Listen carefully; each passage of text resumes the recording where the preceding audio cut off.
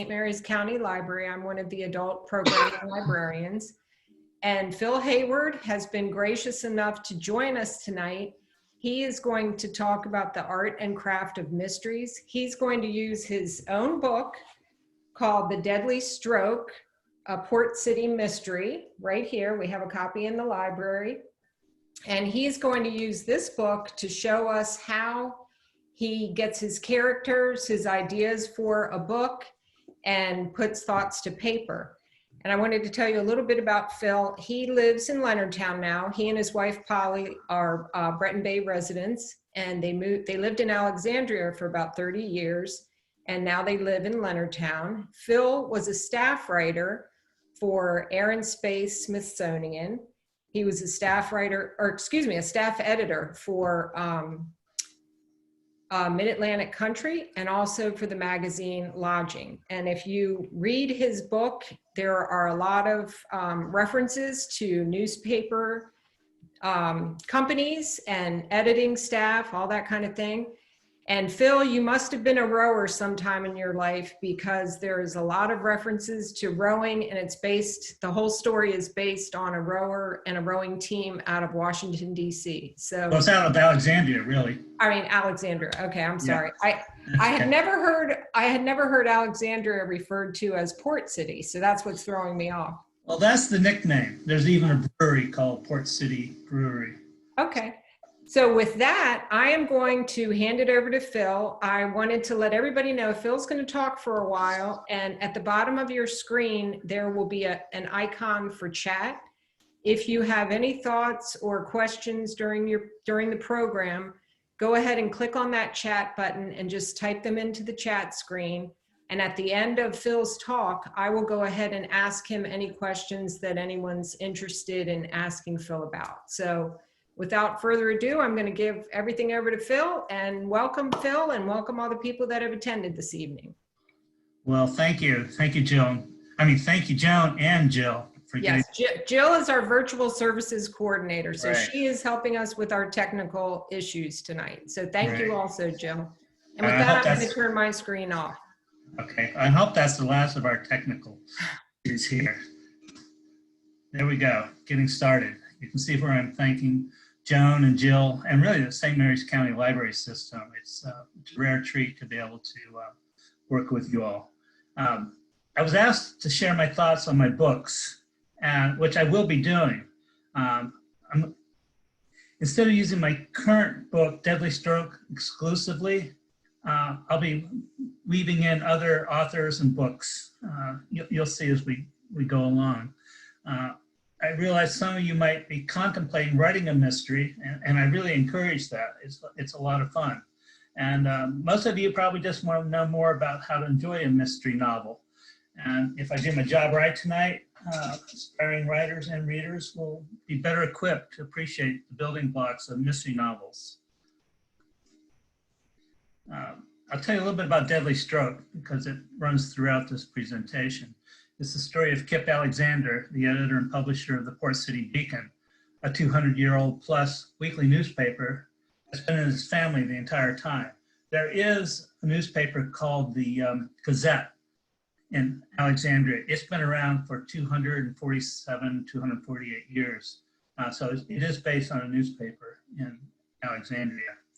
When Kip's friend and fellow rower, Anders Martin, drowns while rowing on Potomac River, Kip soon realizes his death was not as the authorities had determined. So he begins his quest to solve Martin's murder. He'll encounter mounting setbacks, love, betrayal, numerous suspects, clues, red herrings, the full range of building blocks of a mystery novel. Most of this talk will center on craft, because mysteries are a genre with, what is this? Okay, we gotta let somebody in. We just let somebody in. Mysteries are a genre with a near inviolable set of rules. You violate too many of them and reader just won't be interested. They just come to expect it of mysteries. Art, however, is how the authors employ their craft.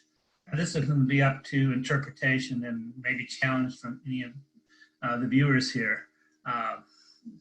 My opinion, that it comes with practice and experience. It's the subjective ways he or she employs description, dialogue, voice, and other elements of readable books. It's been said that writing a sonnet is like building a canoe in a phone booth. While writing a mystery is the same in many respects, but over the course of 80,000 plus words. 80,000 to 100,000 words is a typical novel. So let's get on to some of the building blocks of all fiction, not just mystery. And it's jamming. It's jamming. There we go. The building blocks of fiction. You probably know them all. Plot, character, point of view, dialogue, setting, voice, theme. A plot, I mean, that's the story. That's the action throughout. And it's people with characters. The main character, the protagonist, the hero, the sleuth gets the most description and building up. Secondary characters, less so, and then minor characters, they don't spend that much time on. Point of view, is it first person, in the I saw, said, or is it third person, whereas it's about the subject, the protagonist. And there's dialogue, well, that's the conversation that goes on. The setting, where is it held? It's in Port City, Alexandria, Virginia.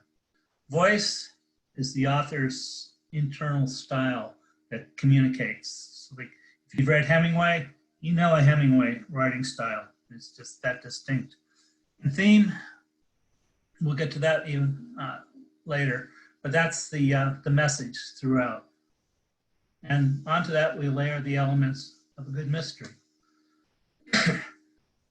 It says a mystery by the rules. It's usually a crime, one that must be solved by the protagonist.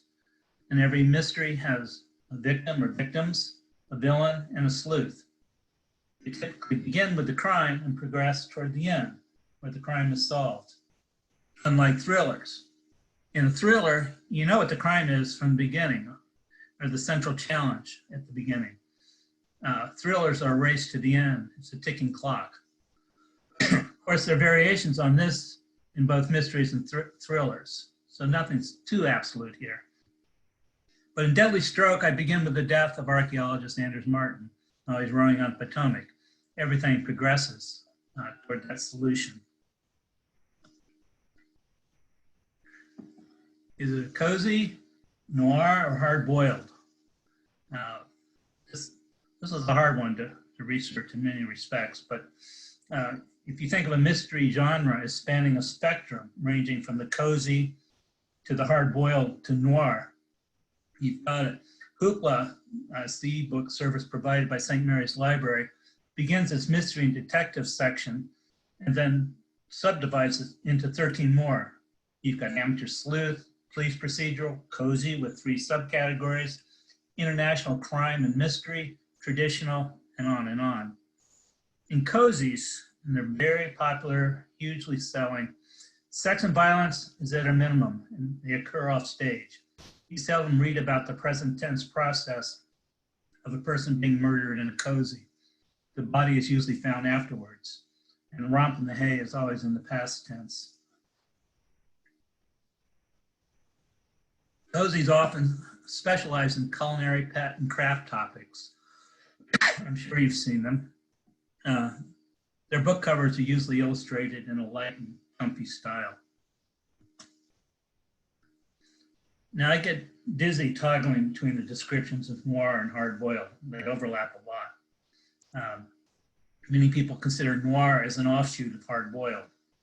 It helps put hard-boiled in historical context, beginning with its golden age in the 1920s, and it runs into the 50s. Hard-boiled tends to refer to the main character, and that's different from a noir. He or she is cynical and tough, and they need to be in order to endure all that comes at them throughout the book. He or she runs up against corrupt systems, mobs, law enforcement, politicians, and they keep whacking at it. Most famous early characters, Dashiell Hammett's Sam Spade, Raymond Chandler's Philip Marlowe. As those pioneer pioneering hard-boiled authors ran their course, a new crop arrived. John D. MacDonald, Walter Mosley, Robert B. Parker, Sue Grafton, Patricia Cornwell, among many, many others. It's really evolved. Noir, on the other hand, is almost self-defining.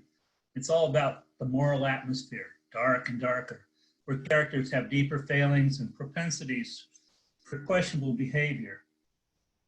Even protagonists frequently have deep-seated moral failings in noir fiction. James M. Cain, The Postman Always Rings Twice, is considered an early pioneer of noir mystery fiction. One of the current more successful authors of noir mysteries, James Ellroy. And he describes the subgenre as an offshoot of hard-boiled, where the thrill is in the rush of moral forfeit. It makes doom fun. Well, that's pretty much noir for you. And I'm pretty sure you could put Gillian Flynn's Gone Girl into this category. Hoopla does not subdivide into noir. You have to hunt for it, but you can. And the category isn't that deep, but you'll find plenty.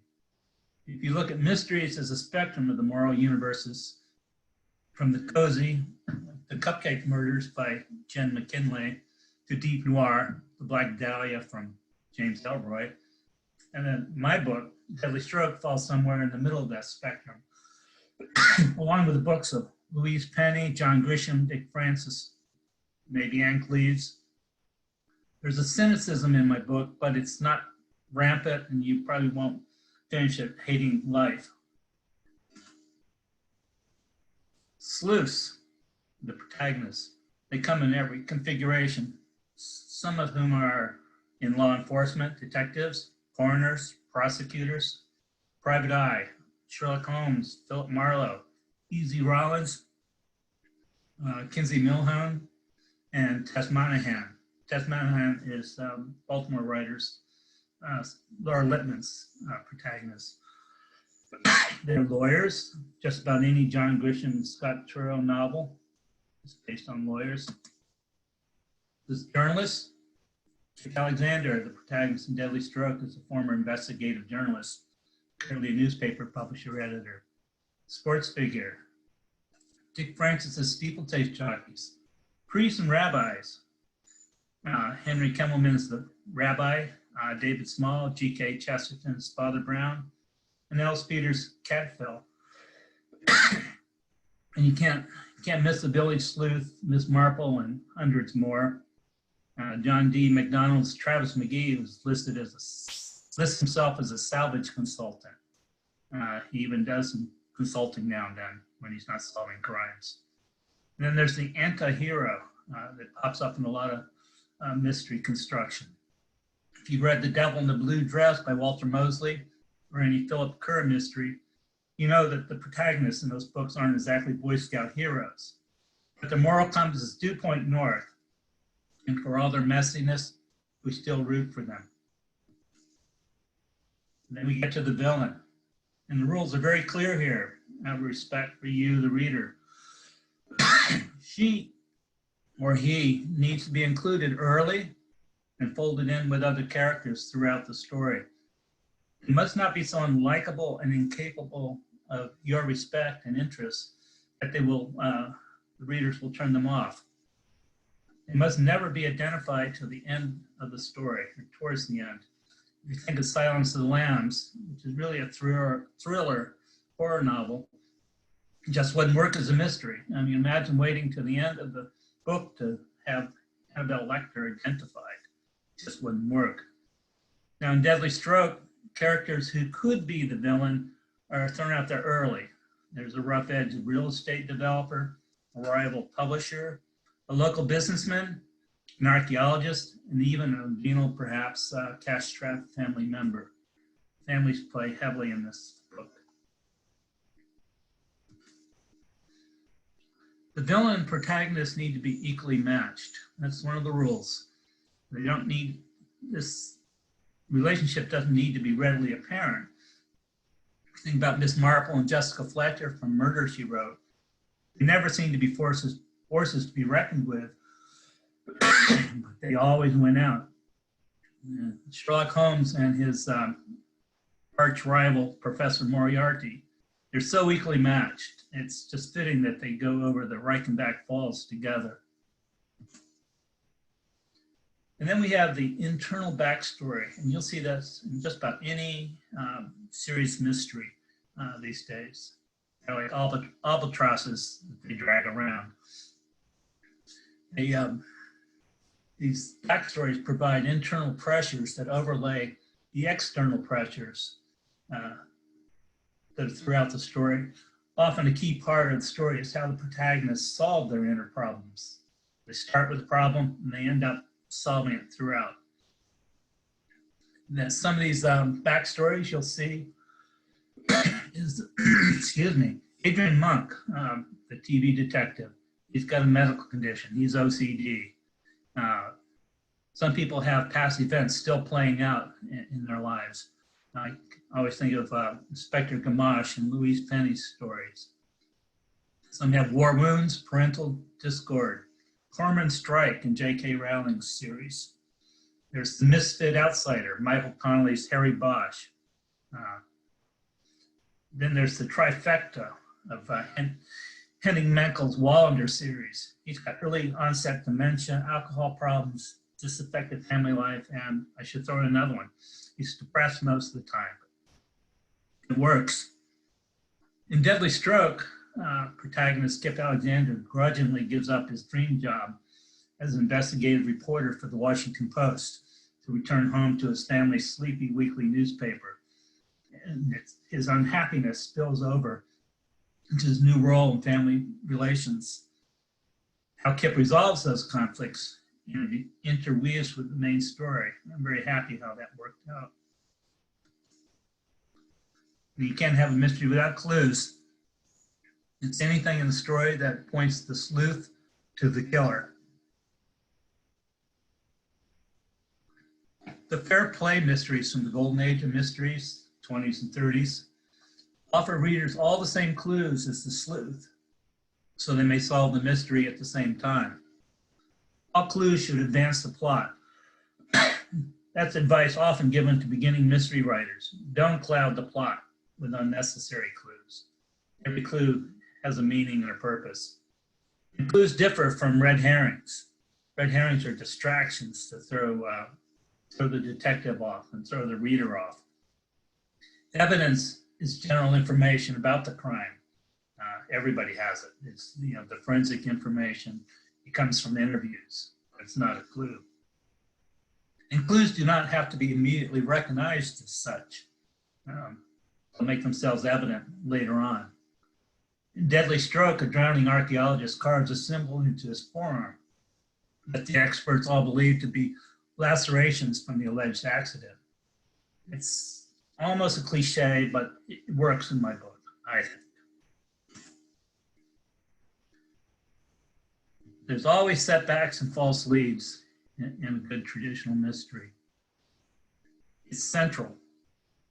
It's important to keep heaping on increasing amounts of abuse on the hero. I don't think you can find many mysteries where this doesn't happen. Philip Marlowe's Stay in Jail and The Long Goodbye is a classic. It's worth reading just that one chapter. Kip Francis all but kills his protagonist in his steeplechase mysteries. Police procedurals excel in this. It's hard to count the number of detectives taken off the case by bumbling superiors or by messing up in the pursuit of the killer.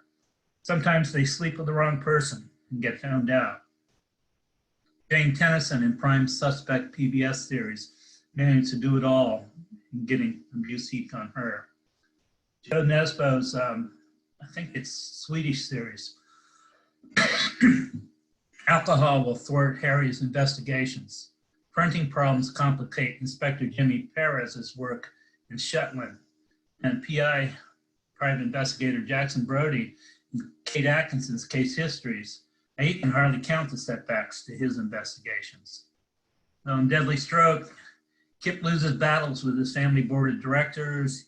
He faces public anger over his editorial stances. He gets publicly betrayed, punched at a funeral, and he loses the love of his life. Perhaps you'll have to read. And just about all the good mysteries have a theme. It's the central message. It can be what the book is about or what the book says about the subject. It's what separates modern mystery from the pulpy, plot-only mysteries of the early 20th century. In mystery novels, it can be as succinct as crime doesn't pay, crime can pay, or the eternal good versus evil. Or it can be as morally challenging as the lone Washington player fighting against a corrupt political system. Does he win or not? Motive and theme aren't interchangeable, but themes such as the effect of hate and greed can be the building blocks of motive and plot. Just about any Agatha Christie novel points this out. In Deadly Stroke, the theme of varying degrees of greed versus honest ambition runs through the story.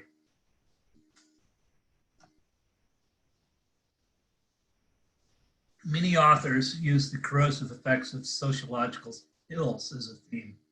Louise Penny is the methamphetamine scourge in Kingdom of the Blind. Henning Menkel, human trafficking in the Wallander novel Sidetrack. Tanya French, don't even think about going home. It's pretty evident in Broken Harbor. John Grisham in Grey Mountain, they're seeking justice in the face of rapacious coal mining. Now we get to one of my favorite parts of mystery novels, the setting. It's why many readers continually seek out the same writers. Done right, setting becomes a character in its own right. Typically, you get the untourist guide to the world, meaning the hard-boiled mysteries depict the underside of their locales. Others manage to strike a balance. I think Anne Cleves nails setting in her Shetland series books in the PBS version of it. It's the isolation of the north coast of Scotland. The characters formed by the extreme geography, the culture, language, and the professions. It all adds up to a deep richness. You get a great sense of place in Kara Black's Paris-based mysteries, Raymond Chandler and Michael Connelly's Los Angeles, Nevada Bars, Anna Pigeon series based in national parks, and Agatha Christie has the village, small village down pat. Tony Hillerman's Navajo Nation settings. And then we have Ian Rankin's Edinburgh, Scotland for his John Rebus series.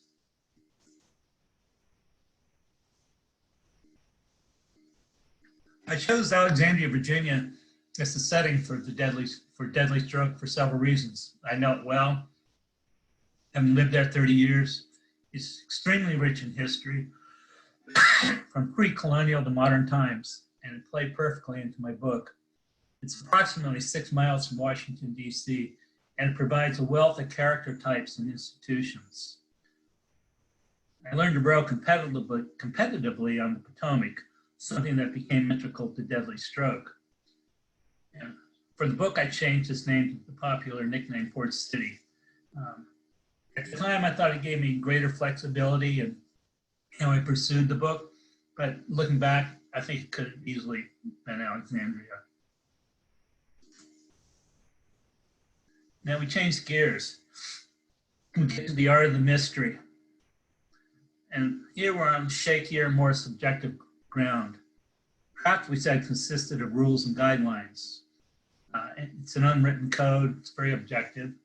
And as you read books with all that craft you've learned, in the back of your mind, you'll see it. And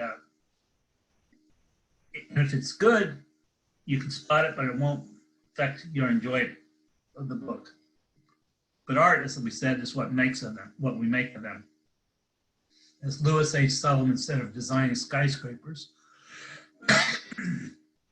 form follows function. So art, in my view, comes down to vision and taste. It's the author's ability to entertain, which I believe is why most mystery authors write the books. You can't be entertained while being instructed in a mystery, or what's the use? The art is in the creation of the book's moral universe. Is it cupcakes or slashers? It's the ability for description, pacing, and dialogue. Badly paced mystery loses readers. One of the few exceptions I can think is P.D. James, the British mystery master. I don't know how she did it with such slow pacing, but her books really work. Good description not only sets the moral tone, but it makes the reader want to come back for more. I'm going to read you some examples from, I think, good descriptive writing. He was a big man, but not more than 6 feet 5 inches tall, and not wider than a beer truck. His skin was pale, and he needed a shave. He would always need a shave. He had curly black hair and heavy eyebrows that almost met over his thick nose. His ears were small and neat for a man of that size, and his eyes had a shine close to tears that gray eyes often seem to have. That's Raymond Chandler in Farewell, My Lovely. But Erin let it slide. The child was only 4 years old. She had a whole lifetime to learn about sadness. Today was for Dalmatians, ice cream, and new dolls. That's Carl Hyacin in Striptease. John D. MacDonald in Darker Than Amber. We were about to give up and call it a night when somebody threw the girl off the bridge. Her aunt and uncle worked 15 hours a day in their desperate attempt to keep the corner shop in profit, and their Sundays were marked by exhaustion. The moral code by which they lived was that of cleanliness, respectability, and prudence. Religion was for those who had time for it, middle-class indulgence. That's P.D. James. Ghosts don't haunt us. That's how, we're into dialogue now. I just picked a couple good pieces of dialogue that I thought would illustrate the point. Ghosts don't haunt us. That's not how it works. They're present among us because we won't let go of them. I don't believe in ghosts, I said fairly. Some people can't see the color red, but that doesn't mean it isn't there, she replied. Miss Sue Grafton from M is for Malice. You aren't expecting a miracle today, are you? Always. And I'm never disappointed. I'm about to go home to the woman I love who loves me. I do a job I believe in with people I admire. Every morning when I swing my legs out of bed, I feel like I walk on water. Gamache looked at Peter in the eyes. As Brian said last night, sometimes drowning men are saved. That's Louise Penny in A Trick of the Light. I think that last piece of dialogue just described the protagonist, Armand Gamache, so well, and sort of sets up his whole moral view. It really worked. Let's see what else we got here. Oh, the eternal favorite. Excellent, Watson cried. Or actually, it's excellent, I cried. Elementary, said he. Arthur Conan Doyle and The Crooked Man. And lastly, I'll end with some trivia. Sales of books written by Agatha Christie total more than 2 billion. Only the Bible, #1, and Shakespeare, #2, have sold more. And that is my presentation. And I thank you very much for listening and watching and putting up with my technical glitch at the beginning. And if there are questions, I'm very glad to answer them. Thanks. Thank you, Phil. Thank you. As I'm listening to you, I think to myself, when did you read all of these mystery books? Whoa, I've read a lot of them. Like I'm reading the Philip Marlowe book again at this moment. I feel like as you were listing all these, some I knew, but I thought, wow, I'm really behind because a lot of these I haven't read. I mean, I see them come across at the library, but I haven't read them myself. But I do have some questions for you. I welcome anyone who's in our audience. If you have any questions about Phil's writing or how he comes up with an idea or the steps he follows into writing a good mystery, please write them in the chat. Phil, I have a question for you. I know that a lot of authors, the ones that I've talked to and the ones that we've done interviews with, they will come up, so your genre is mysteries. I've talked to some authors who've done the historical fiction, and sometimes it's an idea, they'll get an idea for their book from a letter someone will write them, a news article, a name that they've seen in a book, say about a person in World War II. How have you, I see the technical side of writing, you know, how you follow the plot and your main character and your protagonist and your theme and your setting. How do you come up with your idea? Is it personal experience or interactions you've had in your life, or how would you say, how hard is it to come up with the idea? You know, well, I don't have any personal experience of murders to tell you that. But I've always liked mysteries. My mother was a big reader of mysteries, and she pretty much steered me into that genre. I have read a lot of other books. I'm a reader. I can't help it. But as I was getting ready to retire about 6-7 years ago, can you see me? Yes. Is that better? There we go. That's even better. All right. My colleagues were trying to get me to write fiction. And it's like, okay. So I took a writing course on writing mysteries. Each class chapter became a chapter in my book. I liked it so much I kept on going.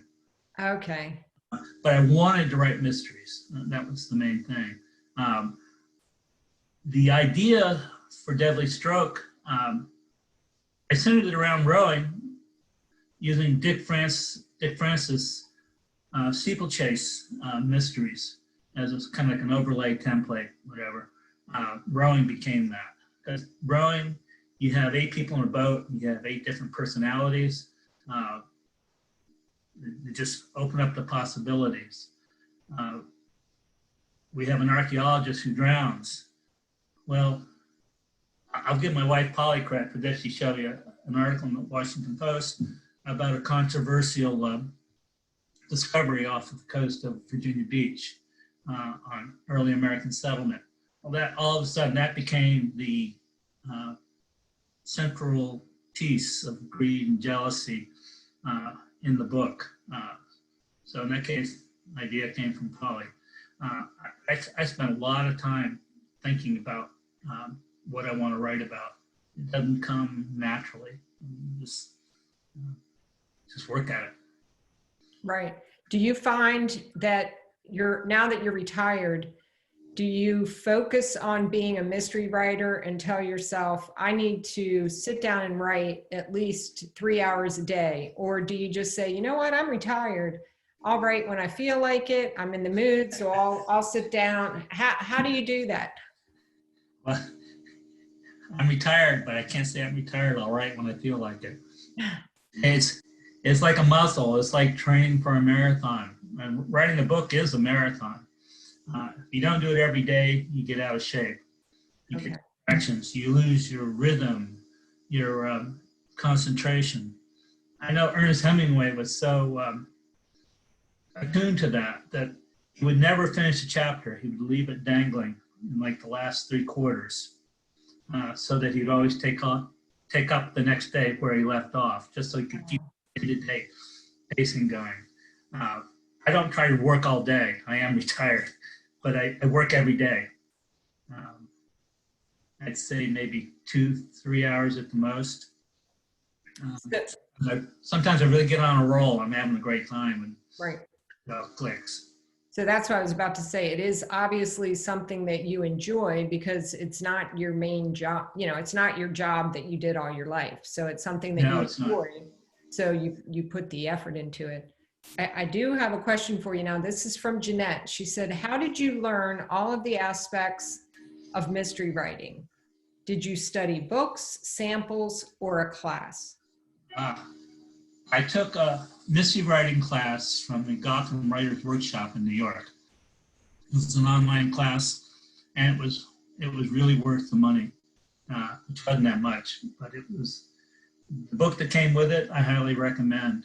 It's on writing, but a mystery writer taught the course, and that got me going. It got me going though. I studied and studied it. Anytime I take up anything new, I just have to, read articles. I I go online, download articles on craft and art. I subscribe to several newsletters. One's called Writers in the Storm, Lit Hub.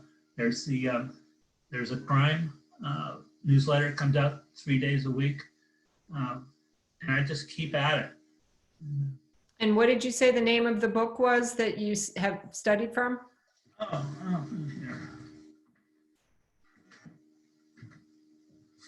It's called The Gotham Writers. Is that? It doesn't even.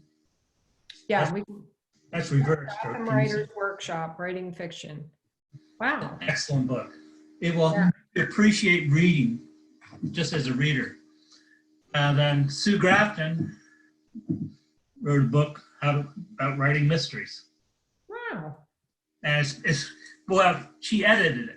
It's by probably 30 top mystery writers. Excellent. So yeah, and over here I probably have about 10 other books. These are 2 good ones. So, and basically what you're saying seems, I feel like that's what the other authors have said. They've gotten into their genre. That's what they enjoy. And then they pretty much stick with it. Do you feel in mystery writing that you have to do a lot of research, or do you pretty much, like you said, your wife gave you the article on the archaeology, or do you feel like you have to do a lot of hardcore research and take trips to some of these places to see what they're talking about? I would like to take the trips, but that just didn't work out. But I do a lot of research. On that Solutrean migration from Europe for deadly stroke, I bought 2 heavy-duty books, did tons of online research, and maybe a fraction of it made it into the book, but that's the way it works. For my second book, it takes place at the Torpedo factory in Alexandria. I researched the heck out of the history of the Torpedo factory and munitions and things like that. And I do a lot on the history of Alexandria. Even though I live there, you just can't call up facts. You gotta find them, research them. Do you find that most, excuse me, do you find that most of your research you're able to do online, or do you were there books available, or both? There were books, definitely books available. Online is great. A lot of people sneer at Wikipedia. I do not. What's in the main body might be challengeable, but they always list the references, and the references are online, and you can click on those and you can go straight to the horse's mouth, and it's great primary source research. So that helps a lot. What do you think challenges you the most? If you say, okay, tomorrow I'm going to sit down for 3 hours and I know I like to do it, I know it makes me happy, and then you go into your office and start writing, what do you find is your biggest challenge? Ironically, the writing is not the hard part. I've written my whole life. I know the craft of constructing a paragraph and a sentence, and I don't labor over where quote marks and things like that go. I find keeping a consistent, coherent, believable plot is the hardest part, because as we talked about earlier, you've got to make it a page turner. Right. The reader's interest, and that's hard. So I start a lot of my writing with sketching outlines, come up paper, throw it away, start again. Just it's a lot of trial and error to get that. Now, I know a little secret about you from seeing you work at the library. You handwrite a lot of start by handwriting. Yeah. Tell us a little bit about that. That's just me. In news work, a lot of my magazine work, I could crank out a story on the keyboard but I really like writing longhand. It's there's even science coming up behind it. The brain-hand connection, neurological connection, it's supposed to lend itself to creativity more. It just it works for me. It's so quick when you have a pencil or a pen in your hand to scratch something out and fill it in. The downside is it's more time consuming because you got to go back, get in. And do you go back and retype your whole book? Do you feel like if you go back and retype it before you're going to send it off for the publishing part, do you feel like, oh my God, how did I write that? I need to change this whole idea. Do you feel like you do a lot of changing once you're typing it? No. And that's one of the most important things in writing fiction. Just about everybody says, get it down on paper. Come back later and fix any flaws. Otherwise, they say, right, don't edit. Okay. Otherwise, you'll be stalled. So I think I do a pretty good job of that, just writing.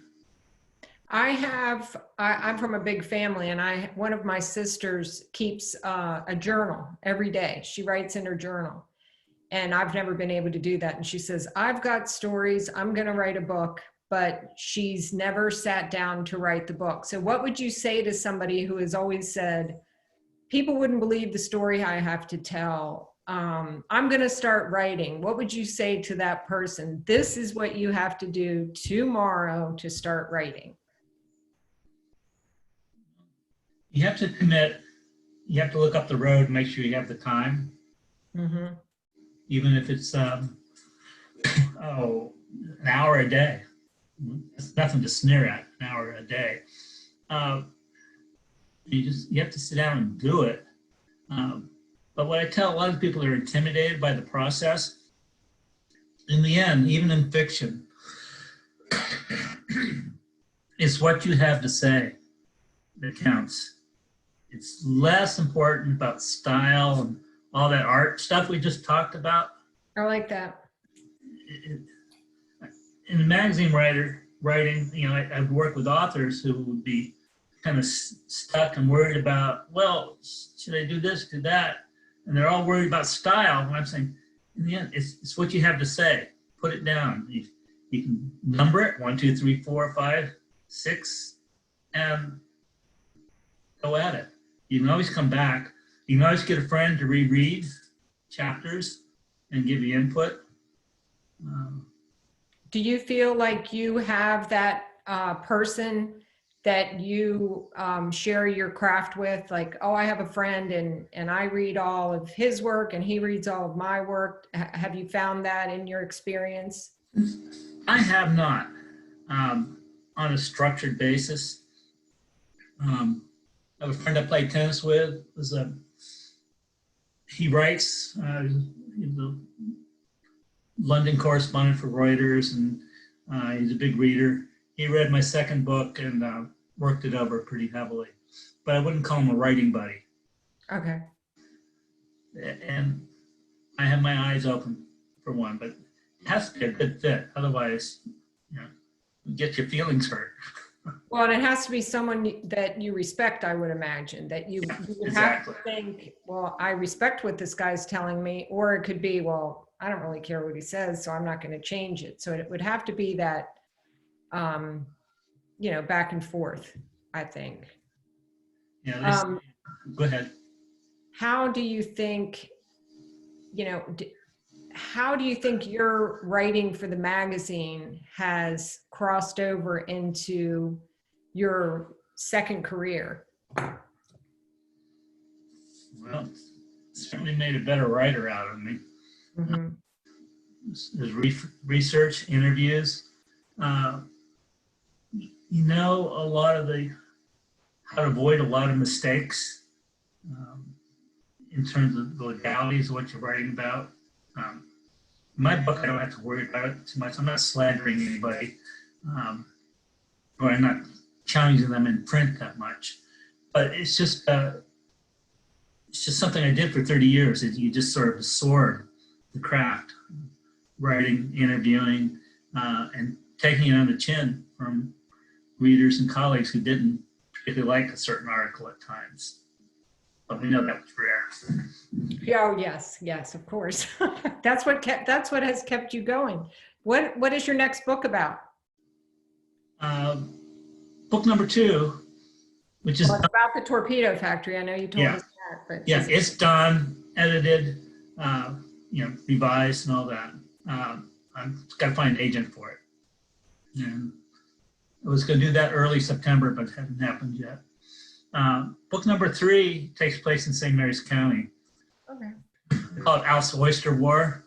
Alf is the younger brother of Kip Alexander. He's kind of like the black sheep of the family who flees to Australia, Melbourne, to sort of get his life in order. And he works out for a while. He becomes a restaurateur, does well, and then something falls apart, and he comes back to America. But he doesn't want to go back to Port City. He's just not going to do it. So he moves to Leonardtown and opens up a restaurant called the Blue Swimmer Cafe. And he's still struggling. He's always trying to prove himself. And he's always got schemes. Like he and his friend, a professor from St. Mary's College, buy a workboat and the oyster and crab, so they have more food for the restaurant. Then Alf gets the big idea to pitch the restaurant as a caterer for a movie company coming to St. Mary's County. He gets there $1 late, $1 short, because the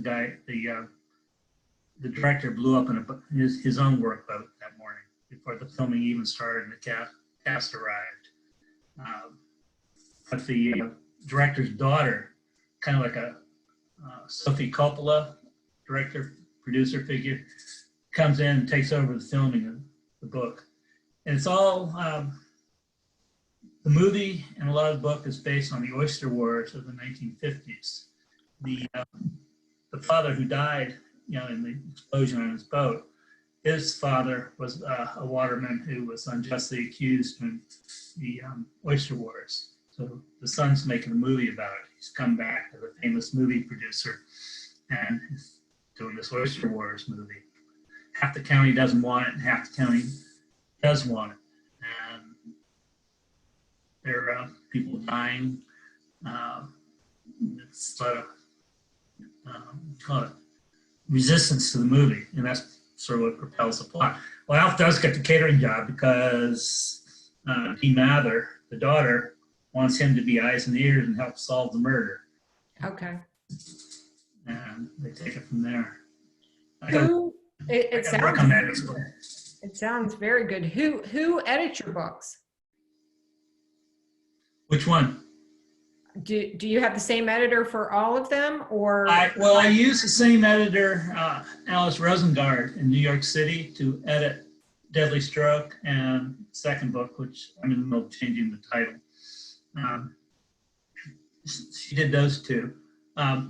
Book number 3 isn't ready for an editor yet. How did you find your editor? A lot of work. I went to kind of like an association of book editors, and read all the comments and who they worked for. She worked for one of the large publishing houses that downsized and let a lot of editors go. So. And you are a member of the Maryland Writers Association? I am. So would you encourage people who are starting out to write to be a part of a group? Oh, very much. Yes, very much. And St. Mary's County has a chapter of the Maryland Writers Association. And was it something that you went to meetings, or now you're probably meeting virtually, but was it something that you could just bounce off people through emails, or was it actually a meeting that you physically went to before? Well, I went to the annual meeting of the Maryland Writers Association. They have world famous authors talking, publishers and editors speaking, agents speak, meet a lot of people. And I can take a low profile, I just sort of absorb it. Okay. But I think it's very valuable to be part of a writers group. Well, and I think what you're telling us, I have heard from other authors. You have, it's not just something, oh, hey, I have this great idea, I'm going to put it on paper. It does help to be a part of these associations, and it does help to take these courses. I've heard a lot of writers who have either done their master's in writing or they've, flown to California and taken a course. But how would somebody, if they said, okay, I'm really serious, if I were to tell my sister, okay, if you're really serious about writing your memoirs or whatever, how would they even begin to know what class to go and take? Would they just with us, do you take it at the community college, or That's a good question. Many of the writing magazines like Writer's Digest have virtual courses, and memoir writing is one of the most popular. So I think you can just Google memoir writing classes. Okay. That would be the first thing I'd do, and then sort through them all. And then are there comments that people have given their opinions of those courses too, or how would you? I think you can find that. And if you're writing historical fiction, science fiction, or just nonfiction, you want to be a freelance writer, there are courses you can take. So it's okay. Now my last question, and this is this is the moneymaker. How do you find your publisher? Through an agent. Okay. That's the traditional way, and that's changing. For Deadly Stroke, I sent out hundreds of queries, and it's just a numbers game because those agents get 500 to 1,000 queries a month, and I'd say most of them are just, I'm an amateur, right, theoretically, but they're not up to the quality that an agent would look at. I do think Deadly Stroke it's a numbers game. If I kept up at it, I think I probably would have landed an agent, but just got too impatient. Now the agent will take your book and maybe make suggestions. They'll take your manuscript and say, go back and do this, do that. And this is what these publishers I have in mind to take your book to will be looking for. So polish this, take this out, add this. And then once the publisher takes over, they'll do the same thing.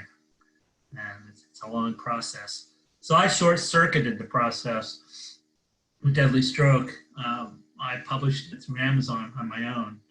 I had all the experience in working with designers, and I did the typography and paper choice and things like that. My wife Polly's roommate was a graphic designer, illustrator, and she did the cover and did a very good job on it, I think. Yeah, I can show everybody the cover. Here's the cover. So the roommate did all the painting, or is that all digital? Well, it's digital, I think. Okay. It's photoshopped overlay images. You can imagine the fog. I can just picture that coming off the Potomac River, Yeah. Very, very realistic. So, and I haven't heard, I've heard people have a hard time finding a publisher. I have heard of people publishing their books through Amazon, but I haven't heard of that step of finding a agent. So well, that's the typical. 30 years ago, finding an agent now was like 30 years ago trying to find a publisher. Okay. It's become that hard. Right. No. Well, and I would imagine the same thing, that finding your agent, you would have to feel like you respected that agent if you're going to be. Got it. Yeah. Pardon me? They represent you. They're your partner in the venture. Okay. They negotiate the deals, the contract with the publisher. And that's the way I prefer to go, because I'm the type who needs partners and colleagues and things like that. Right. When you self-publish, you're the designer, editor, everything. And then once it's out, it's up to you to market it, do the PR, tours and things like that. Stuff that I've learned that, unfortunately, unless you want to work at it full time, you're writing, you're either marketing your current book or writing your next book. There's not much room in between. Right. Well, and speaking of the marketing, right now, for anyone who's interested in getting a copy of Phil's book, we do have a copy at the library. We also have Becky Fielder at the White Rabbit in California, Maryland. She has been gracious enough to set up a display. So Phil's, I know your first book is there. Is your second book there as well? No, not yet. Okay, so if anybody would like to get a copy of The Deadly Stroke and they can't get a hold of the one at the library, Becky Fielder is selling that right now. She's in the same shopping center as Belk, if anybody hasn't gone over there. And didn't you, is the authors talk coming up at the White Rabbit, or has that already passed? Passed. Oh, okay, okay. I think she'll be doing it again. Okay. And you can always get the book as an e-book through Kindle. Okay, great. On Nook, Apple. Great. It's all out there. Okay. That's what takes all the work, is getting it all out there. Yeah, exactly. And especially now, I guess, you know, all authors, all publishers are trying to find the best way to get the books into the people's hands. So Yep. Did you do signed copies over at the White Rabbit? They're already signed. Great, great. Well, thank you, Phil. Do you have anything else to add for us? Any little? No, I really want to thank everybody for watching this. I've been doing this, writing books, sort of not subconsciously, but when you sit down to do a presentation, a whole lot of research, and I've learned a lot along with you guys. Well, the way you set up the whole writing aspect of what we learned, I think it was amazing. I mean, you always hear the author saying, this is what I like, this is how I do my research, this is how I travel. But I have not ever heard anybody go into the depth of the plot, the setting, the main character, and the connection to those other mystery books. And I found that fascinating. Do you have, if anyone were to send an email and ask, do you have a problem sharing your PowerPoint? Not at all. I would encourage people to ask for it. Okay. Okay. So if they do, I will get in touch with you and we'll go ahead and share that.